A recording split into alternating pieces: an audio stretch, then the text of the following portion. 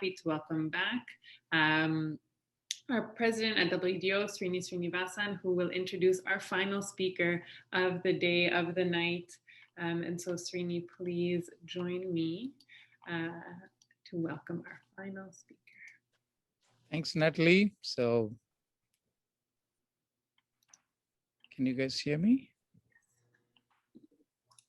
All right, so I'm going to introduce the last speaker of the 24-hour marathon session for the World Industrial Design Day. Caterina is a practicing industrial designer living in Cincinnati, Ohio.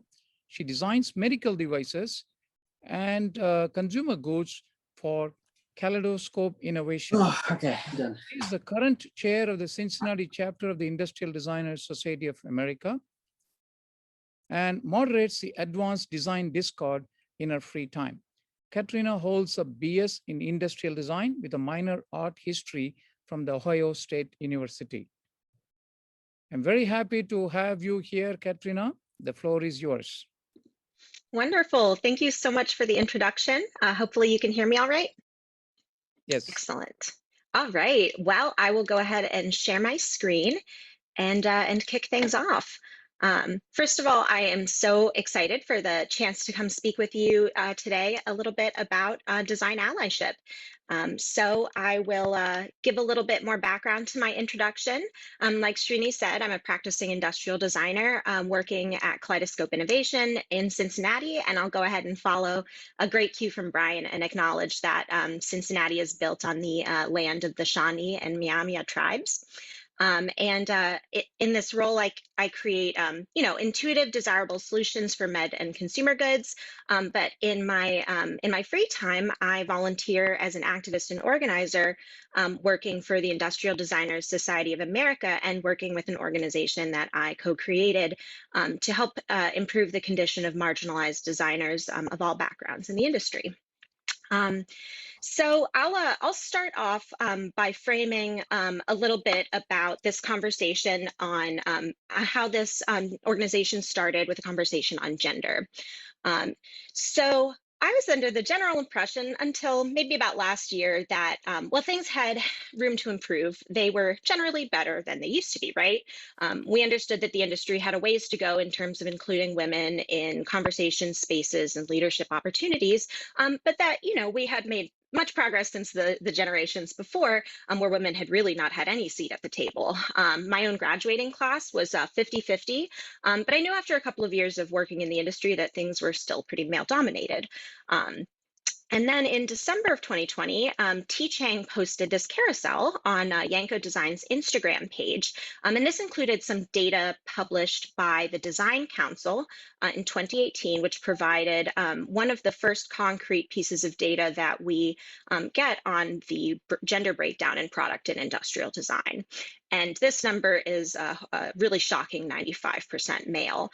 We did a little bit of digging. So according to the Coreflot Design Salary Survey, that number hovers around 81% in the United States, which is certainly better. But I think I speak for many women when I say that is a very tangible gap. You feel that as a woman in the industry.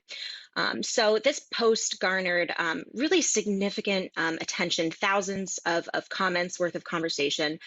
It's reached almost 18,000 likes, and I think really kicked off a fresh wave of passion for activism and change in industrial design. And a lot of that was good. A lot of those conversations and comments were positive.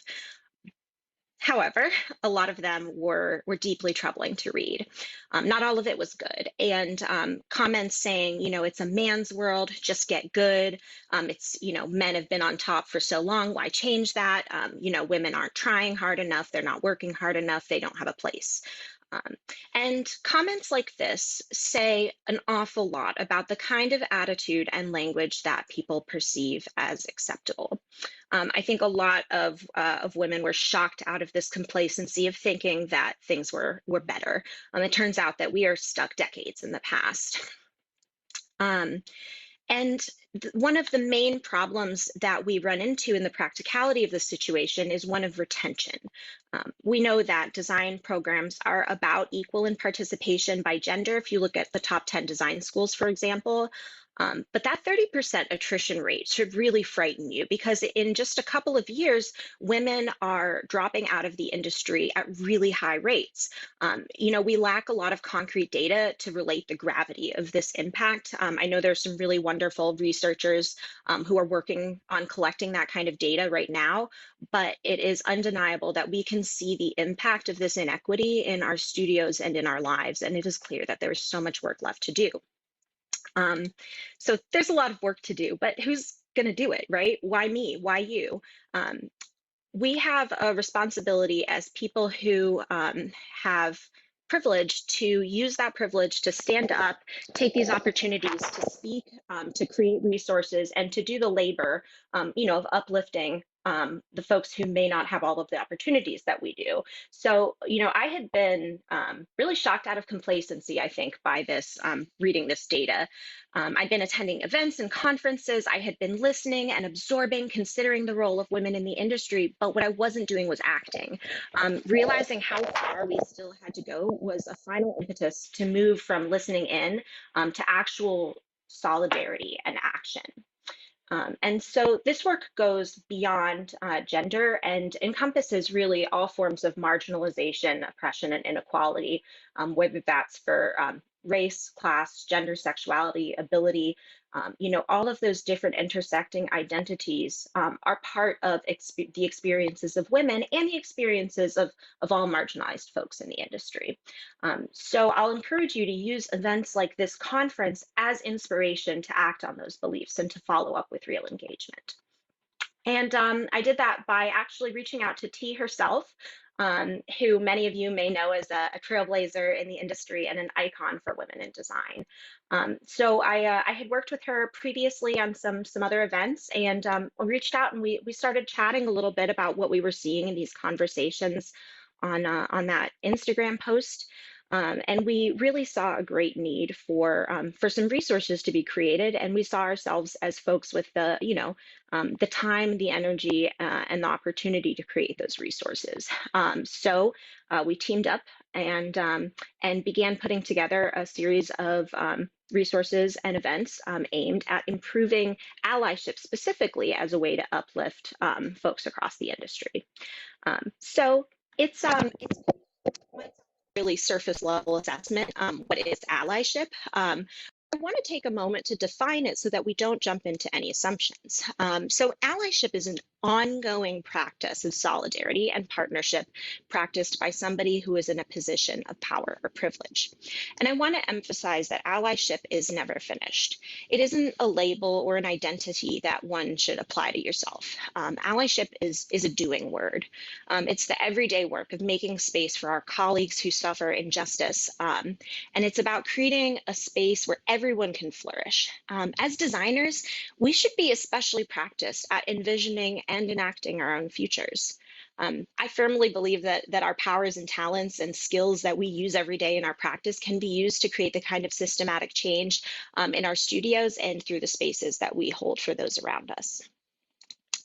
So the case for allyship becomes really clear when you consider how few women or Black, Indigenous, and people of color there are in the industry. If it's only 5 to 10% female and maybe about 4% BIPOC, that small number of people cannot possibly make the systematic change needed alone. And that's where allies come in. Allies are critical to helping the industry grow. If only 10% of women are applying to a job opening as an ally, it's up to you to find that other 40% and do the extra work to bring up those who haven't been given the same opportunities. So work like this can lay the groundwork for really meaningful equity. So in the many conversations that we had following the publication of that Yanko post, I think something that T and I heard over and over was the idea that people want to help, but they're not sure how. A lot of conversations were being had where women were doing the basic emotional labor of explaining how men can contribute, how they can get involved, what you can do to amplify and support women. And we see that kind of emotional labor as really heavy. And it's work that obviously as women and, other marginalized folks do absolutely every single day of your life, and trying to educate those around them and encourage them to be allies. But that can be really heavy and it's a burden. So what we wanted to do was distill all of that wisdom that we saw being shared in the community into a resource that can be handed out that breaks down allyships to the basics. And we did that through our Design Allyship Guide, How to Be a Better Ally to Women in Industrial Design. So the real premise of this short 20-page guide is that allyship is truly for everybody. We wanted to make it as easy as possible to engage in this resource. We were inspired by a lot of really wonderful resources already out there in the community, including, I'm really humbled to even be on the same stage as Leslie and Noel, since that critical alphabet resource is something that has really been an inspiration to us. But we basically wanted to outline the principles by which we support those who experience inequality. And then in that next step, provide the actionable resources to then go out and activate on those steps. This publication was truly a labor of love created by and for the American design community. T and I really understood the limitation of a single frame of reference when writing something like this. We're so thankful to the really great number of folks who shared their wisdom and insights with us through this work. It's been really wonderful to have those conversations and then be able to take all of the wisdom that you hear and pass it on to the world through a resource like this. So more of the work that we do as Design Allyship is, connecting designers with the next steps in their resourcing. So to that end, we've recently created our Living Community Library, where we share data, organizations, templates, recommended reading. We've got toolkits, and all of these resources are for those who have taken a look at the basics of our allyship guide and are interested in engaging in the next step. And so if you've got, my gosh, you could spend 20 minutes checking these resources out. You could spend 2 hours. There's a lot of really great stuff. So we recommend taking a look and taking those allyship skills to the next level. We also create educational content on our Instagram page.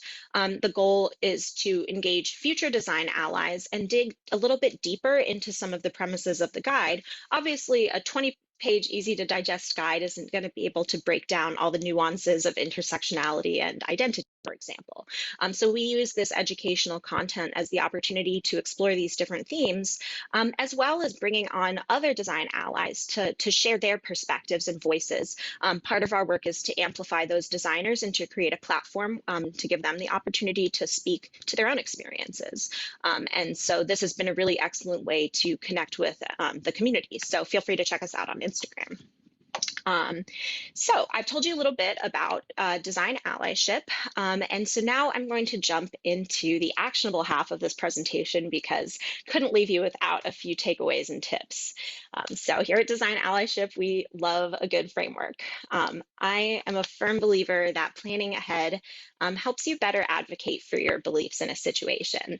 This is something that I have borrowed unabashedly from my therapy, and I love doing that work to prepare ahead of time and taking those, therapy skills and then activating them in my professional career has been incredibly meaningful. So, for example, if you hear a colleague make like a racist or sexist remark and you have not thought about how to respond in advance, the moment will slip by and it'll be too late for you to speak up or say anything. But if you've played through the scenario in your head and you've done that work, you'll be able to act confidently and speak up on behalf of your beliefs. And so this is the kind of work that I'm really hoping to encourage today. And so let's get started. These are some of the recommendations that we'll make through our framework today. So I'll really go through these one by one.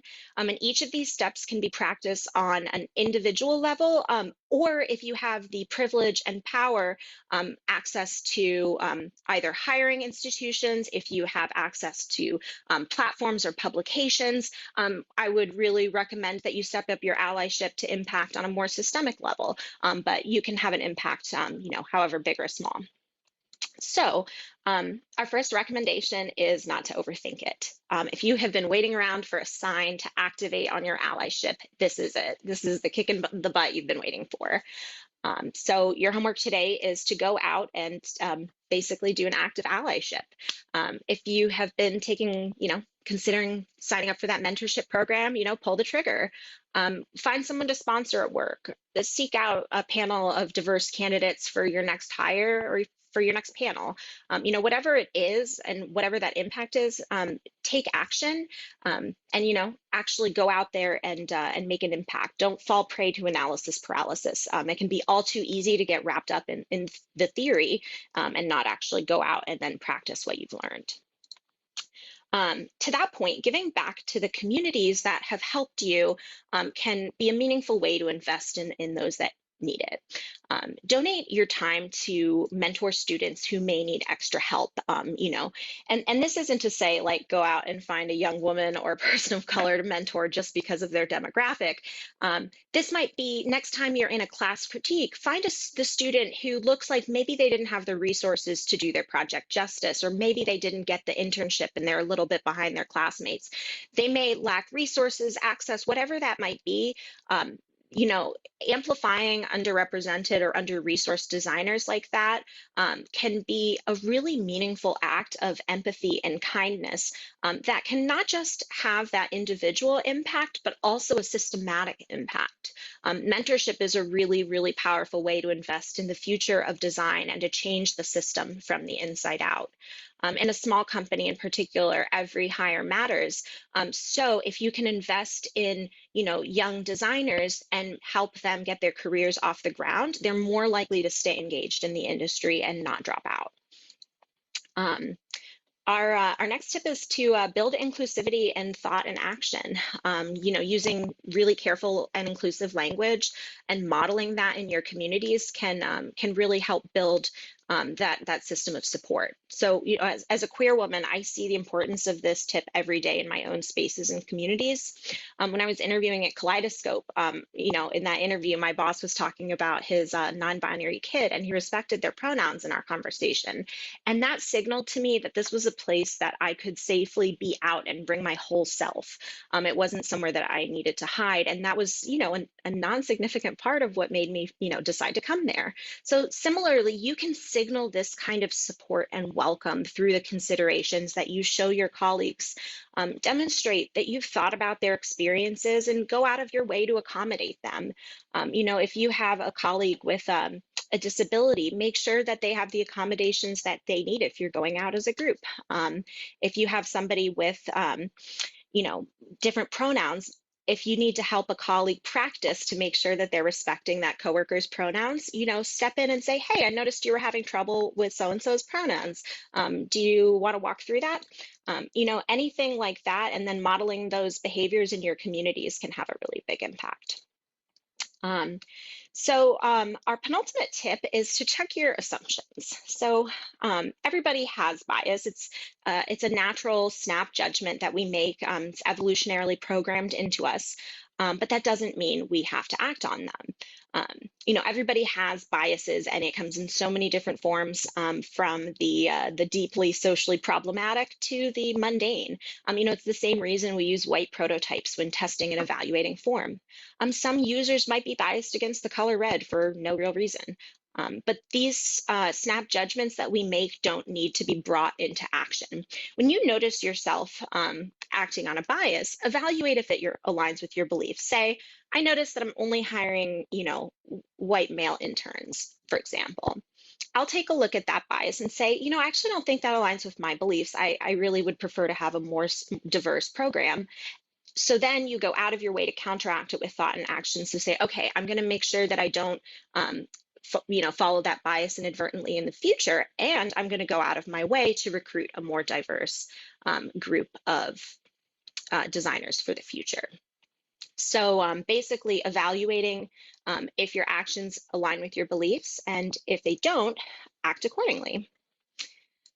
So moving into the final guidance, and I think there's a lot to touch on here and how to grow gracefully. And I really want to encourage everybody today to take the grace and the space that you need to grow. So every version of yourself is an iteration that can always be improved upon. Making mistakes is really part of the journey as a designer. I've messed up. So have you. So has everybody who's in this space. The important part of making mistakes is owning it and making right and moving forward with grace. Make an apology if that's appropriate and called for, but don't center your mistake as part of that conversation. And somebody asked me a really, excellent question the other day, and it's been sort of sitting on my mind is how do you guide somebody who has maybe made an unintentional misstep? How do you confront an ally who has made a mistake, who you would want to, encourage them to do better? And what I would recommend is kind of a callback to what I was saying about sort of planning ahead. Using those skills that, cheers to my therapist for sharing these wonderful confrontation skills, is taking away the stress of the confrontation by really thinking through your position in advance, considering, hey, how would I respond in that situation? Not calling out somebody publicly and hotly in the moment, and treating them with the same respect and dignity that you would have. So that can be, considering what you would like to say, taking a couple days and then saying, hey, can we have a little chat? I noticed that you used a term the other day that I think was, can be really deeply offensive to folks. And I just wanted to check in and make sure you were aware why that was maybe not the best term to use, and if that's something that we could maybe find some alternatives for to make an inclusive space on our team. And that kind of pre-work and that homework is a way to be a more effective ally. Allies should not come in with the anger and the heat, but with the research and the pre-work that is the most effective at making these conversations go smoothly. We can't be starting fights, and cancel culture is definitely not the way to go. If everybody stopped being an ally when they made a mistake, then we would have no allies left. So give yourself the space and the grace that you need to make those mistakes and then learn from them. And like Leslie Ann said previously, we're doing this in a really public space. Everyone who comes here to speak about these things is open that we're in the process of changing and growing ourselves. And to that point, I'll segue into kind of closing things out and emphasize that our organization is still growing. We are still learning about how we can best make an impact in the world. So with that being said, we would love to encourage you to access our free online resources. We made these resources for you, the community. We really encourage you to download the Allyship Guide, which is free. Check out our library and educational content. We also have an event series that's ongoing called Dialogues. So we'll be continuing that in August with Advanced Design, with some conversations on finding your identity as a designer and navigating the visa process. Once again, I just want to emphasize how much design allyship is the result of the ongoing work of our collective community of wonderful supporters and contributors. So I hope that you here today will join us as design allies on this journey and help us to make the industry better together. So please feel free to contact us with feedback or additional resources for our library that we might not have had a chance to take a look at. I know I'll be pulling some from the Miro board to share with our own communities. So I know we have a couple of minutes left in the evening, and I am just so honored for the chance to close this conversation out. So Srini, I'm sure you have a few closing words for everyone today, but thank you so much for the chance to be here today and speak about design allyship. Absolutely. Caterina, what a way to end this 24-hour World Industrial Design talks on diversity.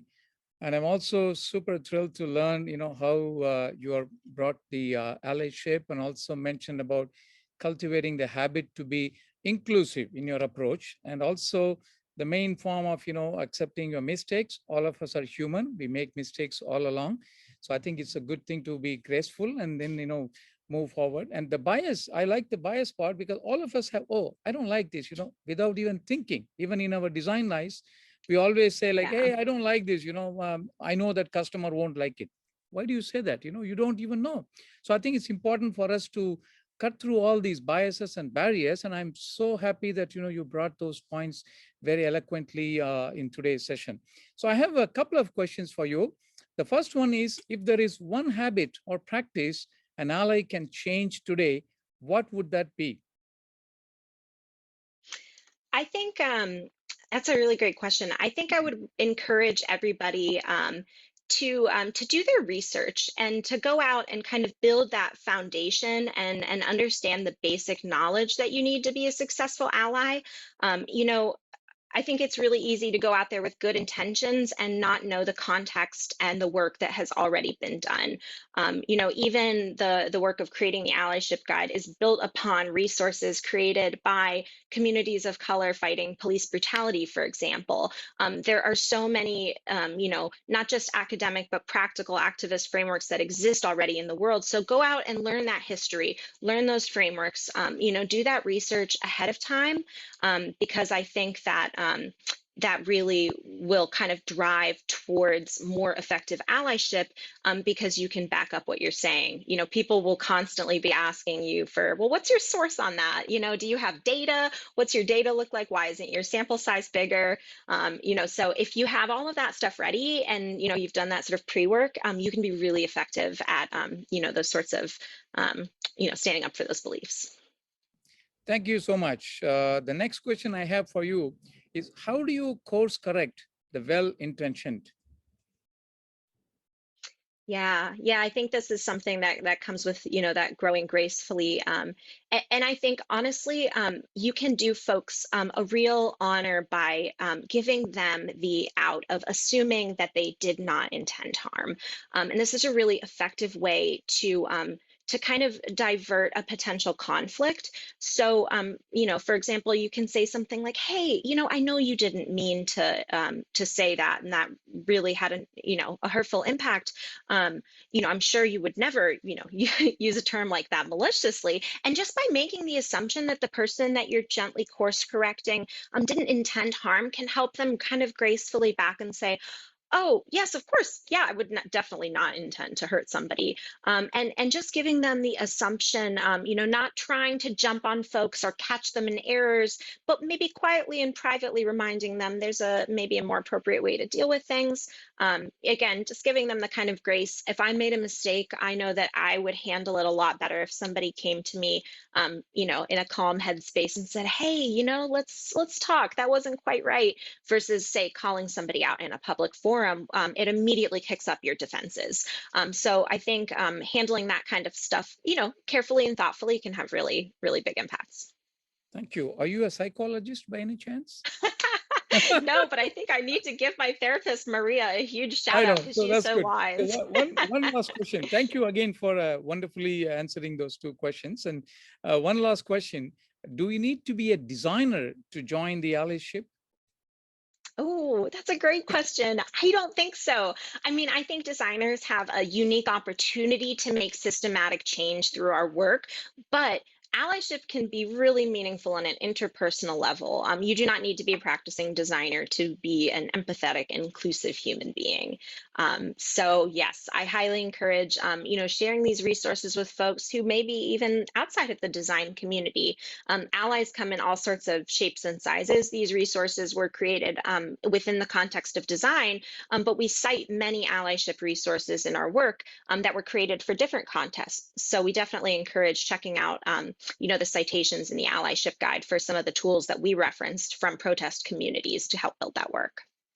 Thank you. I thought listening to you, I thought it was more of a community engagement tool rather than just only for designers. So I would encourage you to stay in touch with WDO because we do a lot of community-based programs, and I would love to have the opportunity to work with you and Allyship in some form or the other in the future. So once again, Caterina, thank you so much for enlightening all of us on some of the very useful topics in our community and our day-to-day designerly behavior, that how we should treat the world with the who are not necessarily designers. Thank you for such a wonderful presentation. And with this, I would like to say bye to you. But I'm going to stay on for a couple of minutes. So you're welcome to stay on. I'm going to summarize the mega 24-hour session that we did as the World Industrial Design Day. We started with the East Coast, not necessarily East Coast, it's a eastern part of the world. And then we always, moved from country to country, and then came and finally ending up in the western part of the Northern America. So during the 24 hours, I don't know how many of you listened to how many sessions, but they're all in the recording. So you could go back. I'd encourage all of you to go back and listen to some of the wonderful sessions. So we learned about, how historically, when it was very difficult for the students of color to get admitted to design schools or architecture schools. We also talked about, gender, race, wealth, as well as technology in the form of, how AI is being used to profile and discriminate people and not being diverse in the day-to-day solutions. We never realized it until somebody points out, because there's always technology solutions are cool. We just do all the cool things, but then we don't realize the injustice that has been caused by our own technology development that we are doing. We also saw some excellent presentations from Estonia, where we looked at the government involvement and how the government public sector is behaving in terms of creating diversity. We also heard from OCAD and PepsiCo. And then just last but one, Brian, showed us the indigenous community and the challenges that they are facing and how they are taking care of some of those things. So overall, it's a wonderful, wonderful 24-hour session. So I'm really thanking all the speakers and panelists who came together. And before we close, I just ask on behalf of WDO for all of us, designers or no designers, to keep on top of our mind inclusivity and also listening to the other side's problem. Maybe there is a disability there. Maybe there is a problem there in terms of, not being able to attend to some of the community's requirements. So let us try and practice ourselves what we are talking about in the last 24 hours. Let's try to practice and then put into the solutions some form of diversity in our next project. If you did a little bit of that in your next project, I think you're doing justice to yourself and also contributing to the whole theme of diversity in the world in which we live in. So before I say goodbye to all of you, I want to make a special thanks to my wonderful team led by Andrea, Natalie, Sarah, and also managed by our dear Bertrand Derome, who's managing director of World Design Organization. So these people hardly slept during the last 24 hours, and then 24 hours prior to that in preparing and making sure everything goes well. So I really want to thank all of you for making this year's event a wonderful event. So I'm going to say bye, and to the rest of the WDO team, you guys take the well-deserved rest. Thank you and goodbye, all of you.